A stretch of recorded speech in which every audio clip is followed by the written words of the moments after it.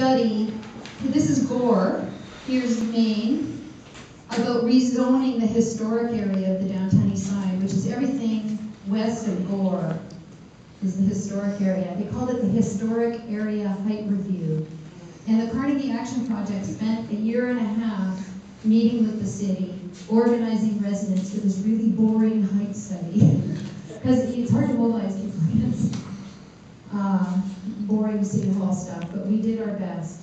And we, what they proposed was they would build, they looked at the physical makeup of the historic area, and they said we could actually build 16 30 to 40 story towers west of Maine. So that's the proposal they put on the table. 16 30 to 40 story towers. And we'll zone it, special sites for that. And an upzone, just general upzoning to stimulate development.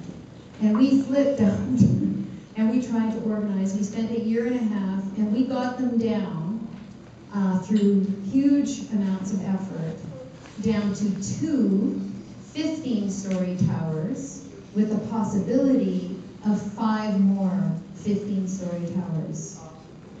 So in a way, we were so disappointed, we were crushed, because we thought Vision would go for no towers, like no development, until we get our social housing needs met in the neighborhood. And we said, you know, in the future you can look at adding whatever, but right now we just want to get our housing needs met. And we thought they would support us on that, but we ended up with 2 15-story towers. And one of them is going to be at that Center A, you know, across from the Pigeon Park, that BC Electric building. Imagine that 7 stories, imagine it going up double that, and think of how big the parking lot is in the back. And that's going to be solid condos. And they told us, they said, if you don't push for 30 or 40-story towers, the developer won't be able to pay for social housing.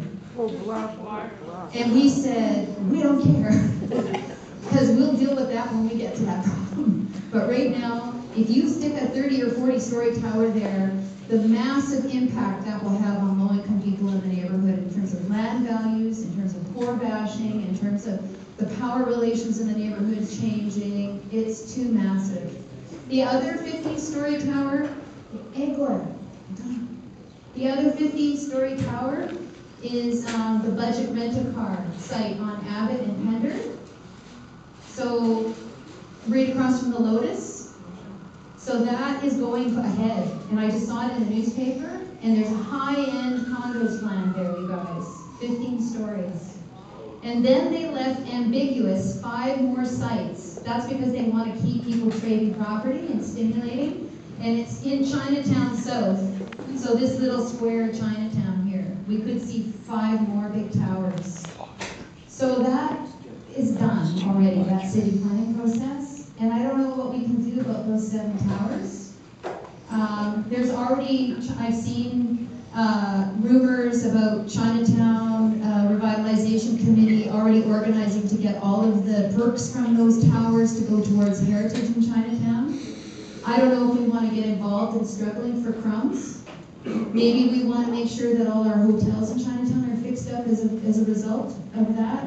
Instead of, you know, I don't know if we want to organize for crumbs or if we want to actually, if we're powerful enough to stop those developments. But we can talk about that later. Okay, the other city planning process that's coming up, and you guys need to decide whether you're going to put your everything you've got into it to make it work for us, is they want to rezone everything now east.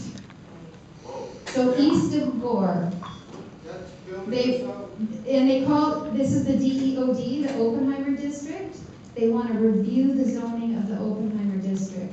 I don't think they're going to touch Strathcona, but they're going to do the Oppenheimer District and the Hastings corridor. Well, that makes sense if Oppenheimer Park gets already built. Oh yeah, have you noticed any condos in the Oppenheimer area? Not yet. Not yet. You know why? We have the most radical zoning in Canada in the Oppenheimer area. It's so radical that of course they want to review it now. It's called inclusionary zoning.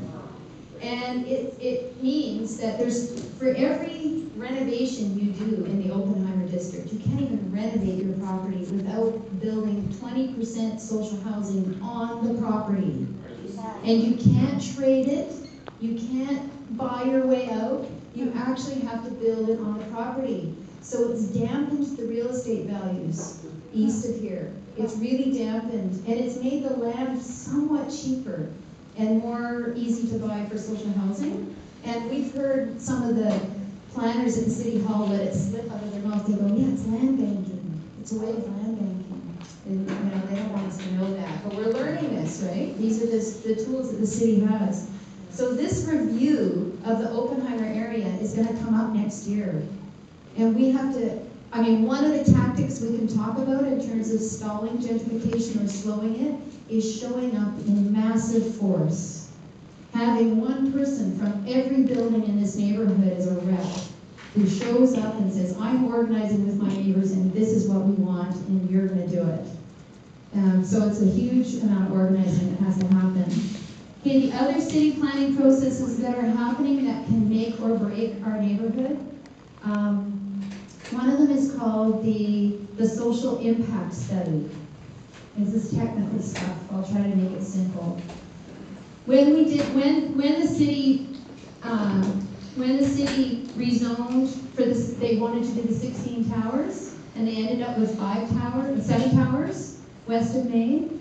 Because we fought so hard, we were telling them, don't build anything, no condos, until you study the effects of high-end market or condos, any market development on the low-income people of this neighborhood. You need to know the impact. And so when they voted, they said, okay, we'll give you some towers and the study. So it was basically, we won the study, but we wanted to have it first, not with the towers. So we have this study now, and they're going to study the impact of Woodward's and other market development on us.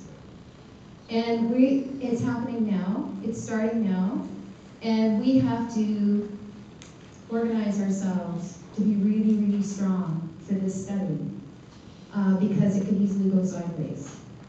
And we're so easily manipulated to talk about crumbs and to think about how we're going to get along with the richer people in this neighborhood, because really that's the discussions they want to have.